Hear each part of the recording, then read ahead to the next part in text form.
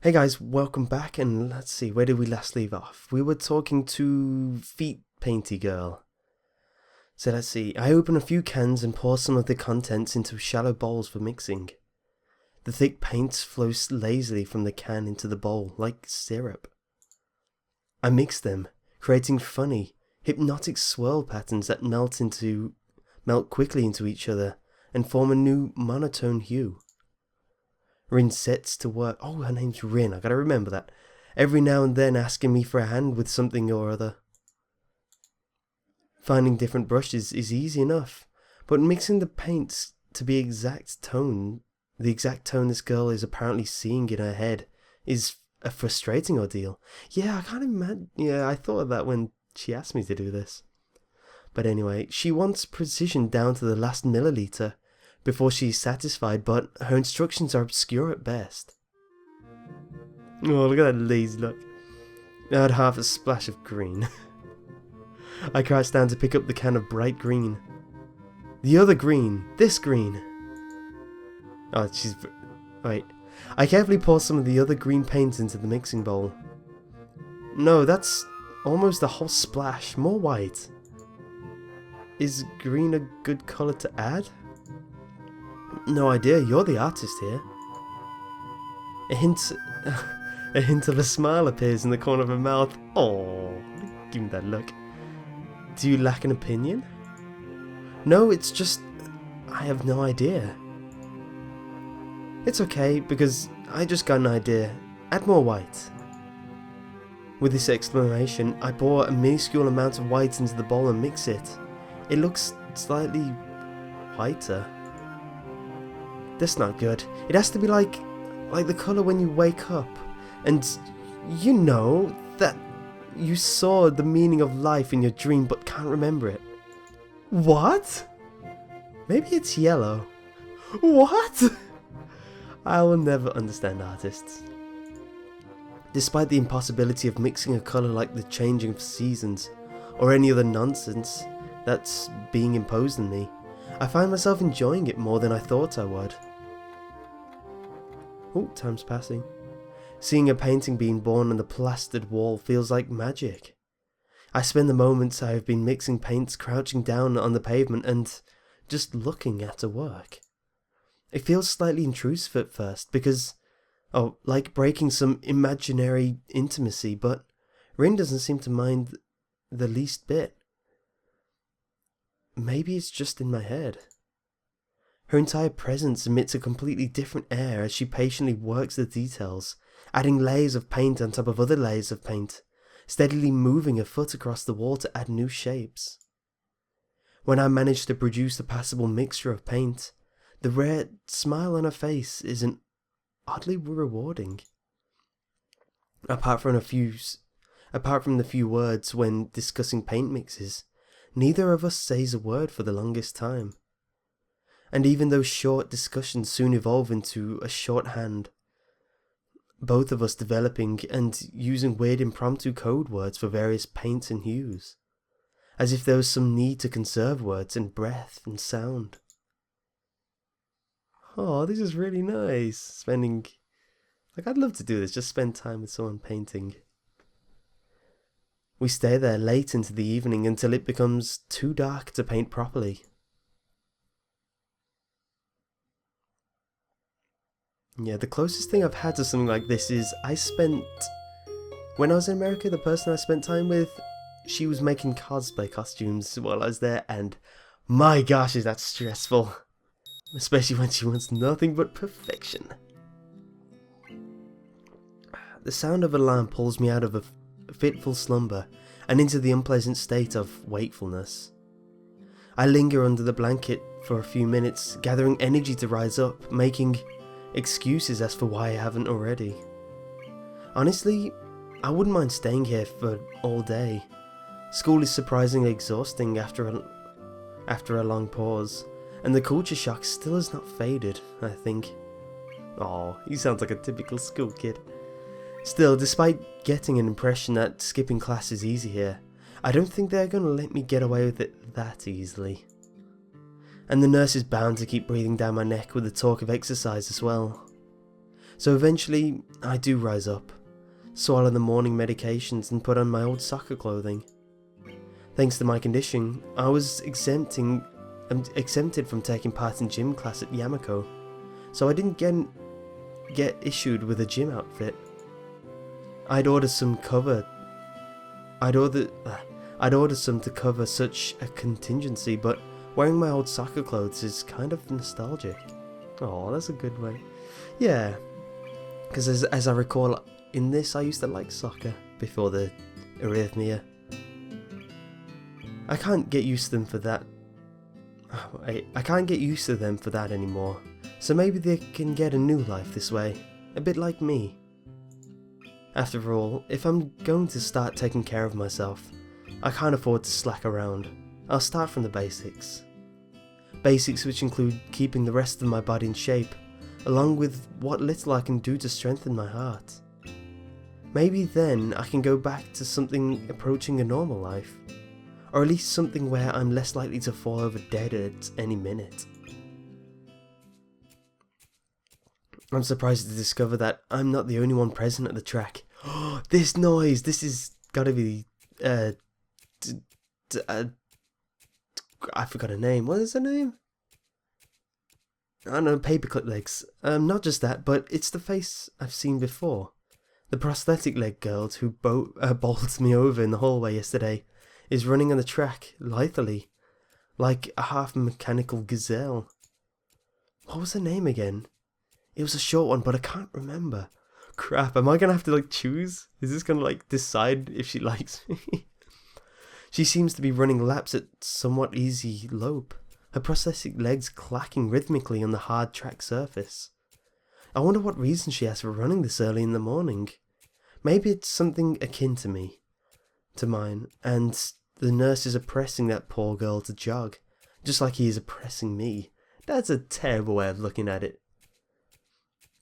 I certainly wouldn't be here if it weren't for my health, and his prompting me to do so. And even with things being like they are, it's only because I wanted to get it out of the way early. The fact that I would be less likely to encounter someone who would witness my pitiful attempts to get in shape was merely a happy accident. I'd leave, but it seems that my former assailant noticed me on her last lap. She waves at me cheerfully and jogs over. Twin Tails girl. What's her name again? Am I gonna have to remember? Why is she wearing underwear? It's oh, whatever. Good morning. Your name is Hisao, right? She grins, seemingly pleased that she'd remembered my name. You may not remember me. Emmy. I knocked you over in the hall yesterday. Emmy, that's the one. How could I forget such a blunt introduction? Emmy has the decency to look vaguely apologetic for a moment before giggling. Oh, she's actually quite cute. Yes, sorry about that again. Well, so long as you don't make a habit of it, I suppose I'll be fine. Is that my attempt at humour? That was not smooth. Great! I'm not sure she realised I was joking. Oh, it's because it was a terrible joke. So the spy consultant the nurse was talking about, is that actually you? That's right. Oh, I was expecting someone from the nursing staff, to be honest. What? Are you saying I don't look like I could be a spy? Oh, she sounds so heartbroken. No, this is more like a relief. I was afraid he would have someone to watch my every move. Unless you are here to do exactly that. No, I'm here for my own reasons. The nurse just asked me if I had seen a messy-haired transfer student who looks like he's kind of lost around the track. That's like the most accurate description of my character. Oh, she looks so enthusiastic too. So why are you down here? Emma strikes a dramatic pose. Training? For what? Track? Oh, she seems so enthusiastic. I think it's really cute when, and not just in girls, just in anyone in general, when the people are enthusiastic about things. Ah, I see. You're on the track team then. Emmy nods enthusiastically. Yep, I'm one of the better runners too.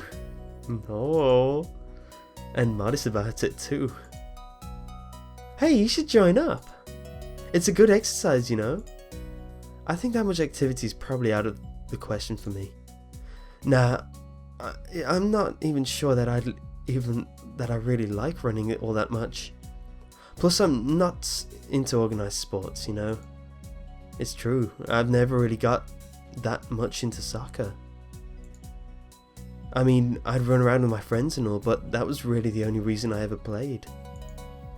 It wasn't for the glory to be found on the field, that's for sure. So my guy isn't very competitive. That's quite opposite to me, to be honest. I love being competitive, but in a friendly manner. Amy seems to understand my meaning. I see. Not that into the whole organisation thing. But now you're here. I guess we're gonna run together, huh? Or what? Sure, I guess. Emmy seems pleased. Or are you going to warm up? Real men don't warm up. Please say you're joking. Oh no, you should always warm up. Bad as so. Yeah, honestly, okay, I go to the gym and when I don't see people warm up, and then they wonder why they get injured. I don't know, I'm quite oh my gosh! She came right at me. I swear, that's the story I'm sticking to. She scolds me and enthusiastically, but then smiles and leans in closer. I hate warming up too. She laughs suddenly. She's really cute. Heck, and I don't even have to stretch my legs. See, that's a joker, Sal. Oh my gosh. As if to confirm her statement, she bounced up and down a couple of times, giving a passing impression of standing on a pair of springs. Her leg blades seemed to be quite elastic. Let's go! Yeah, apparently there was a guy who entered the Olympics with these leg thingies and they let him in, he won, and they were like, actually no, you have an advantage because you have less weight, we're disqualifying you. And I think I was kind of silly, but whatever. So we both take off around the track, and I can immediately see that she wasn't lying about being good at running. Emmy moves fluidly, throwing herself into the run with all sorts of wild abandon. I find myself concentrating more on running properly. Hands spread, right? And something about hitting on the balls of your feet rather than the heels. I try to match my stride to Emmy's, but it's pretty difficult. Apparently, I'm not very good at it. Maybe Emmy could help me with that sometime. I'm really not feeling up to more than a couple of laps today, and slow to a walk pretty quickly. Emmy keeps running and doesn't seem to notice I've stopped until she passes me a second time. Oh my gosh. She quickly skids to a halt, breathing steadily in contrast to my own somewhat gasping demeanour. Oh, finished already? Oh, that sounds insulting. I hang my head ruefully. Oh, context. Yeah. I'm not in very good shape right now. Oh, if there's no context to this. Emmy nods and then grins at me again. She seems to do a lot of smiling. Well, the important thing is you started, right? I need to get my mind out the gutter. Next time, you just have to try hold out longer and then longer and then longer, and eventually you'll be great. I'll keep that in mind. Thanks for the advice. But I think right now I'm going to get ready for class. Shouldn't you? Emmy shrugs unconcernedly. Now I've got plenty of time. I notice that she's not wearing a watch. Are you sure? Another careless shrug. Not really, but I've got to finish my routine. See you later, Sal. Yeah, see ya. I'm not sure whether this morning's experiment was a success or failure, but I'll admit that I do feel slightly good about getting out there this morning. And like Emmy said, I just need to keep at it in order to get better, right? Practice makes perfect or something like that. It's nice to at least feel like I've taken some semblance over of control over my own health. I'll have to try to keep this up. I'll head back to the dorms and wash and change into my uniform, trying to resist the urge to take a really long and hot shower. And on that note, I think I'll end this episode, but that was really interesting. So, if he's going to exercise regularly, that means I get to see Emmy more. Yes. But anyway, thanks for watching and goodbye.